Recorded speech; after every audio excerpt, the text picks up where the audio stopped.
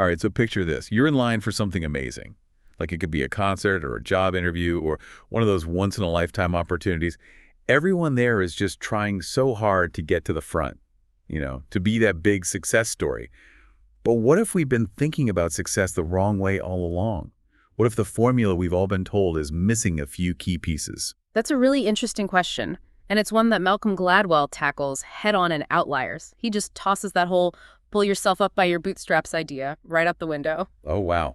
So no more rags to riches stories. So then what is Gladwell's secret? What does it take to be an outlier?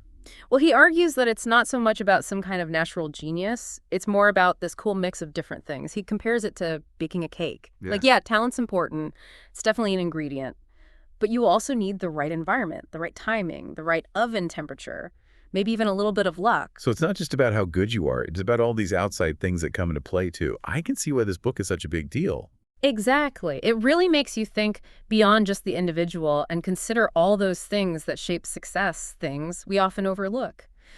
Gladwell even says that something as random as your birth month could matter. Wait, birth month? Seriously? How could that possibly make a difference? Well, think about this. He uses the example of cutoff dates for school sports teams. Yeah. Let's say you have two kids with the same athletic potential. One's born in January, the other in December. That tiny difference means they'll be playing against kids who are at totally different levels of physical development, especially in those early years. So the January kid might get more chances to stand out, to be noticed. And that can create a snowball effect, giving them advantages that could last for years. Oh, that is mind-blowing. It's like a secret advantage nobody talks about. It makes you wonder how many other invisible forces are shaping our lives without us even knowing it. That's exactly what Gladwell wants us to see. And this leads to another super interesting point. He debunks the whole idea that IQ is the be-all and end-all of success. He says there's a certain point where having a super high IQ doesn't really mean you'll be more successful. So if it's not just about being a brainiac, what is the secret weapon? What's missing from the equation? Gladwell introduces this concept of practical intelligence, which he says is just as important. It's like street smarts, knowing how to work the system, being resourceful and adaptable, things you can't really measure on a test. Think about a time you had to use your practical intelligence. Maybe you talked your way into a better deal or figured out a clever way to solve a problem that had everyone else stumped. That's practical intelligence in action. Okay, I see how that could be a real game changer in the real world. It's not just about what you know, it's about how you use it right. Exactly. And speaking of putting knowledge into practice, Gladwell brings up another important ingredient, the famous 10,000-hour rule. He emphasizes that even those born with natural talent need to practice a lot to really excel. He uses the example of the Beatles before they became huge. They spend years playing live shows to hone their craft. So even the Beatles, who we think of as these super talented musicians, had to put in the work. That's kind of humbling. It is. It reminds us that there's no shortcut to mastery, even for those who seem naturally gifted. And Gladwell doesn't stop there. He takes us even deeper, exploring how our cultural background plays a role in shaping success. This is where things get even more interesting. Cultural background. I'm definitely intrigued. Tell me more. Well, think about it. Even things from our past that seem totally unrelated can have an impact across generations. Gladwell uses the example of rice farming in Asia. It's a really demanding and complex process that takes incredible focus and attention to detail. He argues that this type of work could have influenced those cultures to value persistence and hard work, which might explain why they often excel in things like math and science. So you're saying centuries of tradition can influence success in today's world? That's pretty amazing to think about. It really is, and it shows how interconnected we all are, how our own personal journeys are shaped by these bigger cultural contexts. And, speaking of cultural legacies, Gladwell brings it all to life with a fascinating example. The KIPP Academy here in the U.S. Oh, yeah, I've heard of that school. Yeah. They're doing some incredible things, especially considering the challenges they face. What makes KIPP so special? KIPP is located in one of the poorest neighborhoods in New York City, but they consistently send a huge percentage of their students to college. And what's really interesting is that they're not doing it with fancy facilities or a super selective admissions process. Their secret, they've created a culture of success right there within the school itself. So how do they do that? Do they have some crazy, intense curriculum? Not really. They focus on teaching the value of hard work and setting high expectations.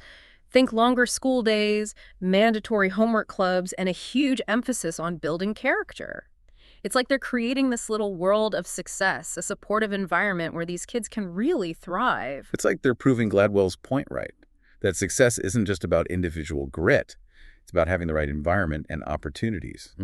And, that makes me think about how all this applies to our own lives, especially when it comes to financial planning. That's a great connection. It's easy to get caught up in those get-rich-quick schemes, but what Gladwell shows us is that real, lasting success, whether it's financial or anything else, often takes time. Remember the 10,000-hour rule. It applies here, too. So are you saying we should all become day traders and spend 10,000 hours staring at stock tickers? Not quite. It's more about having a long-term mindset. A marathon approach instead of a sprint. Think about it this way. If you were going to invest in a company, you wouldn't just look at today's stock price, right? You'd want to understand its history, its potential for growth, its leadership, its overall story. That makes sense. It's like what we were talking about earlier, understanding the bigger picture, the context behind the numbers. Exactly, and that's where Gladwell's ideas become so valuable for investors. Just like he encourages us to look beyond the surface when we're evaluating individual success, we need to do the same thing when it comes to financial decisions. So we need to become like outlier detectives looking for those hidden advantages and future potential. You got it. Imagine a company that's developing some groundbreaking technology. Their current financials might not look that impressive. Maybe they're even losing money. But if you dig a little deeper, you find out they have a team of brilliant engineers, they've secured important patents, their technology could revolutionize an entire industry. That's where the outlier thinking comes in. It's about spotting those little signs, those things that suggest this company is about to take off, even if the market hasn't caught on yet. That's pretty exciting. It is. It's about recognizing that success, whether it's for a person or a company, is rarely a straight line. It's messy, unpredictable, full of twists and turns, and influenced by so many things. But even in all that chaos, there are patterns clues, right? That's what Gladwell helps us see. Absolutely. He's not giving us a step-by-step guide, but he gives us a way to understand those forces at play, a way to spot opportunities and make smarter choices. And when it comes to financial planning, this approach can be a total game changer. So what are some key takeaways from Outliers that we could use in our own financial journeys? Well, as we've already talked about, a long-term perspective is key. No get-rich-quick schemes here. It's about understanding that building wealth, like any other kind of success, takes time, patience, and discipline. It's about making informed decisions, diversifying your portfolio, and sticking to your goals even when the market gets a little rough. It's about playing the long game, just like those rice farmers Gladwell talks about, right?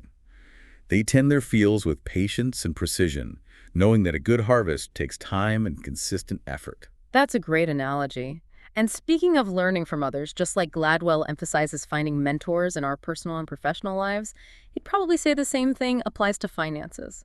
Don't be afraid to ask for guidance from financial professionals who can help you navigate the complexities of the market. So we don't have to figure it all out on our own trying to decipher all that financial jargon and market trends. There are experts who can help us make sense of it all. Exactly. And remember how Outliers makes us rethink what success really means. Well, it also encourages us to approach financial planning with that same open mind, that same curiosity, and a willingness to embrace the unexpected. So instead of trying to force a specific outcome, it's about being open to new possibilities, new approaches. Precisely. It's about seeing the market and our own potential through that outlier lens, recognizing hidden advantages and opportunities that others might miss. Now, speaking of recognizing opportunities, Gladwell tells this captivating story about the rise of the software industry in the 1970s and 80s. It created this unique window of opportunity for a certain generation of entrepreneurs. You're talking about the Bill Gates and Steve Jobs generation, right? The guys who launched the personal computer revolution. Exactly. Gladwell points out how they were in the perfect position to take advantage of that emerging trend. They were born at the right time when access to computers was becoming more common. They had the drive, the vision, the skills, and most importantly, they were ready to seize the moment. So it wasn't just about them being brilliant. It was about being in the right place at the right time, with a little sprinkle of luck. Yes, but Gladwell is careful not to oversimplify it. He makes it clear that they were also prepared for that moment. They had spent countless hours honing their programming skills, experimenting, building networks. It wasn't just luck, it was preparation meeting opportunity. So they had that outlier mindset. They saw the potential, and they were ready to act when the time was right. Exactly. It's a powerful lesson for all of us. It's about being aware of the trends that are shaping our world, about constantly developing our skills and being prepared to step up when opportunity comes knocking. It sounds like a perfect mix of preparation timing and a little bit of serendipity, wouldn't you say? I'd agree with that. And it circles back to what we were talking about with diversification, not just in our investment portfolios, but in our lives. It's about exploring different paths, developing a variety of skills, being open to unexpected opportunities. So it's not just about having a mix of stocks and bonds, but about having a diverse set of experiences and skills that we can draw on. It's like building a portfolio of life, so to speak. That's a great way to put it. It's about recognizing that our lives, just like the market, are dynamic and full of possibilities. We're not just on a straight path. We have the power to create a journey that's rich and multifaceted. This conversation has been so eye-opening. I'm starting to see success in a whole new way. Not just in terms of financial goals, but in life as a whole. It's like you're giving us a new set of lenses to view the world. I'm so glad to hear that. And remember, this is just the beginning. There's so much more to uncover in Outliers, so many more thought-provoking insights waiting to be discovered.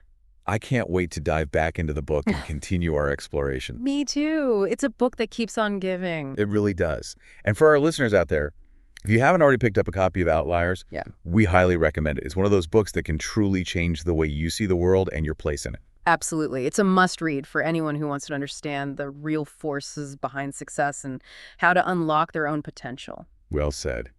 And on that note, we'll wrap up part 1 of our deep dive into Outliers. Stay tuned for part 2, where we'll delve even deeper into Gladwell's fascinating insights and explore how they can be applied to our own lives. And it really highlights how interconnected we all are, how, our journeys are shaped by these big cultural things. And, speaking of cultural legacies, Gladwell makes it all real with this awesome example. The KPP Academy here in the U.S. Yeah, KIPP. I've heard of that school. They're Yeah. doing some amazing work, especially with all the challenges they face. What's so unique about KPP? So KPP is in one of the poorest parts of New York City, but they're constantly sending a ton of their students to college. What's crazy is they're not doing it with fancy stuff or being super picky about who they let in. They're secret. They've built this whole culture of success right inside the school. How do they do that? Is it some super intense program? Not exactly. They focus on instilling these values of hard work and high expectations. Yeah. They have longer school days, mandatory homework clubs, and they put a huge emphasis on character development. It's like they're creating this mini world of success, a supportive space where these kids can actually thrive. It's almost like they're proving Gladwell's point right, that success isn't just about individual grit, but having the right environment and opportunities. And that makes me think about how all this applies to us, especially when it comes to financial planning. You're totally right. It's easy to get caught up in those get-rich-quick things. But what Gladwell shows us is that real success that lasts, whether it's money or whatever, usually takes time. Remember the 10,000-hour rule. It totally fits here, too. So you're saying we should all become day traders and spend 10,000 hours glued to the stock market? No, not exactly. It's more about thinking long-term. Like a marathon, not a sprint. You know what I mean? Think about it. If you were going to invest in a company, you wouldn't just look at the stock price today, right? You want to know its history, its potential for growth, its leadership, its whole story. That makes sense. It's kind of like what we talked about earlier. Understand the big picture, the context behind all the numbers. Exactly. And that's where Gladwell's ideas are so helpful for investors. Just like he says we should look deeper when we're judging someone's success, we got to do the same with financial stuff. So we need to be like outlier detectives, looking for those hidden advantages and signs of future potential. Exactly. Think about a company that's working on some groundbreaking new tech. Maybe their financials aren't impressive right now. Maybe they're even losing money. But you look closer and you see they have a team of super smart engineers, they've got key patents, and their technology could change a whole industry.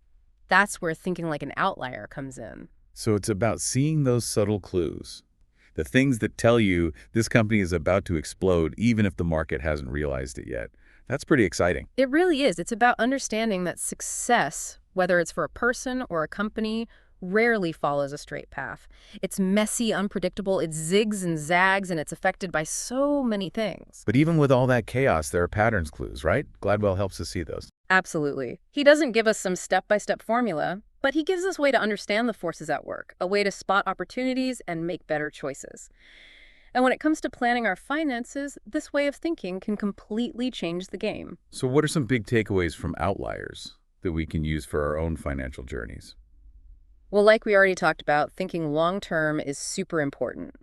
No get-rich-quick schemes here. It's about understanding that building wealth, like any kind of success, takes time, patience, and discipline. It's about making informed decisions, spreading your investments around, and sticking to your plan even when the market gets a little shaky. It's like playing the long game. Just like those rice farmers Gladwell talks about, right? Taking care of their fields with patience and knowing a good harvest takes time and consistent effort. That's a perfect analogy. And just like Gladwell talks about finding mentors in our personal and professional lives, he'd probably say the same goes for money stuff. Don't be afraid to ask for help from financial experts who can guide you through all the complicated stuff in the market. So we don't have to figure it all out ourselves trying to understand all that financial lingo and those market trends. There are experts who can make it all clear for us. Exactly. And remember how Outliers made us rethink what success really is. Well, it also encourages us to think about financial planning with an open mind, a sense of curiosity, and a willingness to embrace the unexpected. So instead of trying to force a specific result, it's about being open to new possibilities, new ways of doing things. Precisely. It's about looking at the market and our own potential through an outlier lens, seeing those hidden advantages and opportunities that other people might miss.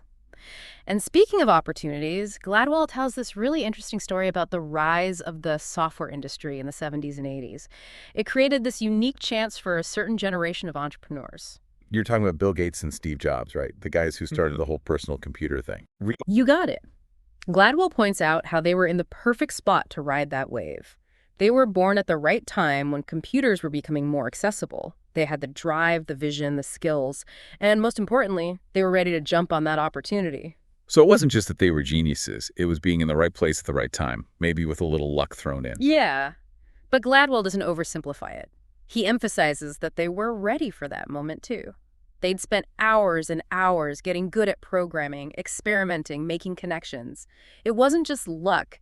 It was being prepared when the opportunity showed up. So they had that outlier mindset, they saw the potential, Hmm. and were ready to act when the time was right. Exactly. It's a huge lesson for all of us. It's about knowing what's happening in the world, developing our skills, and being ready to step up when opportunity knocks. It sounds like the perfect blend of preparation timing and a bit of serendipity, wouldn't you say? I totally agree. And it all ties back to what we were saying about diversification, not just with our investments, but in our lives. It's about exploring different paths, building different skills, and being open to those unexpected chances. So it's not just about having different stocks and bonds. It's about having all sorts of experiences and skills we can use, like building a portfolio for life, kind of. That's a brilliant way to put it. It's about understanding that our lives, like the market, are always changing and full of possibilities. We're not just on some straight line. We have the power to make our journey rich and interesting. This has been so eye-opening. I'm seeing success in a whole new light. Not just financial goals, but life in general. It's like you're giving us new glasses to see the world with. I'm so happy to hear that. And remember, this is just the beginning. Outliers has so much more to offer, so many more ideas to think about. I can't wait to get back into the book and keep exploring. Me too. It's one of those books that keeps on giving. It really does. And for our listeners out there, if you haven't read Outliers yet, you should definitely check it out. It's a book that can really change how you see the world and your place in it. Absolutely. Everyone should read it. It's crucial for understanding what really drives success and how to unlock your own potential. Well said. All right, that wraps up part 2 of our deep dive into Outliers. Make sure to catch part 3, where we'll go even deeper into Gladwell's awesome ideas and talk about how to use them in our own lives. Welcome back to our deep dive on Outliers. This book has really changed how I think about success. We've been talking about how it's not about some magic formula or being born lucky. It's about this complex mix of things that we can actually learn from and use to our advantage. What I love about Gladwell is that he pushes us to look beyond those simple explanations and embrace how nuanced and complex the world really is. Success isn't this straight line. It's a winding road shaped by things we do, A&D things that happen around us. It's a real eye-opener, right? He's saying even if we weren't born rich or with crazy talent, we can still do incredible things. But it takes understanding how the game works and making good choices along the way. Exactly. It's about realizing that even though we can't control everything, we can definitely influence what happens to us by focusing on the things we can control. One thing that stuck with me from the book is that our work should mean something. Gladwell argues that when we find work that matches our values, our passions, and our strengths, we're more likely to put in the work, stick with it, and ultimately be more successful. He goes really deep on the importance of finding what he calls meaningful work. It's not just a job title or a paycheck. It's about feeling like you have a purpose, some control, and you're good at what you do. When we're doing something that feels rewarding, we push through challenges, keep learning, and ultimately reach a higher level of success. Makes me think about how many people are stuck in jobs that drain them and hold them back just because they haven't found that perfect work that feels right. Uh-huh. It's like they're playing a game they don't even enjoy. That's a really important point, and Gladwell wants us to think about it hard. He's saying true success isn't just about money or status. It's about finding fulfillment and doing something good through our work. So it's about matching our passions with our purpose and creating a life that feels good and means something. It's not just about climbing the ladder. It's about making sure you're on the right ladder to begin with. Exactly. And that brings us to another fascinating part of Gladwell's work. He talks about how our culture and where we come from play a role. He argues that our backgrounds, our family histories, the values and traditions we inherit all shape how we see things and influence our path to success. This whole idea that we carry our ancestor stories with us really fascinates me. And those stories, those legacies can either help us or hold us back. It's like there's this hidden script playing in the background of our lives. He brings it to life with some really interesting examples of how cultural legacies pop up in unexpected ways. They affect everything from how hard we work to how much risk we're willing to take to how we solve problems. One example that made me stop and think was when he talked about the cultural legacy of plane crashes in Korea. He looks at how these deep-rooted cultural norms around hierarchy and communication could have been a factor in all those accidents. It's a serious example of how cultural things that seem totally unrelated can have a huge impact. And it shows how important it is to understand and deal with these hidden influences if we want to create a safer, more successful world. We got to recognize those blind spots, those patterns we don't even realize are affecting us. It reinforces this idea that success isn't just about one person. It's a team effort shaped by the cultures, the systems, and the legacies we inherit and create. It's all connected. So true. And talking about team efforts, Gladwell ends Outliers with a powerful message about giving back, using our success to create opportunities for others. He really challenges that look out for number one attitude, doesn't he? He's saying true success isn't just about what we achieve. It's about making things better for everyone and leaving a good mark on the world. He reminds us that those who've made it big often had help along the way. They had support mentors and chances given to them by others. And it's our job, since we've benefited from that, to pay it forward to help others succeed too. It's a reminder that success is something we're all responsible for, that we all have a part in making a fairer and more successful society. Yeah. It's not enough to just get to the top ourselves. We got to send the elevator back down for others. Absolutely. And that message is super important, especially now when things feel so unequal and it seems like only a few people have real opportunities. It's like a call to action, an invitation to use our talents, our resources, and our influence to make a difference in other people's lives, to be mentors, to create chances to lift others up as we climb. It reminds us that true success isn't about what we gather for ourselves, but about the legacy we leave behind, the good things we do in the world. Wow, this deep dive has been amazing. We've explored the hidden forces behind success, the importance of where we come from, the power of doing work that matters, and how we all have a responsibility to give back. It's given me so much to think about, not just my own goals, but how I can be part of something bigger. And it all started with a simple question. What makes an outlier? Gladwell's answer, as we've seen, is way more interesting and makes you think a lot harder than we probably expected. It reminds us that success is complicated and has so many sides.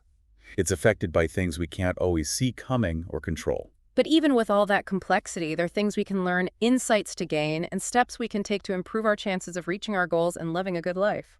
So as we wrap up this deep dive, I want to leave our listeners with a question. What outliers do you see in your own life? What hidden advantages do you have? And how can you use those advantages to reach your goals and make the world a better place? Those are some great questions to think about. And as you go on your own journey, remember that success isn't the finish line. It's a journey of learning, growing, and giving back. Thanks for joining us on this deep dive into Outliers. We hope it's made you curious, challenged your ideas, and inspired you to embrace all the different sides of success. Until next time, keep those minds open and those perspectives shifting.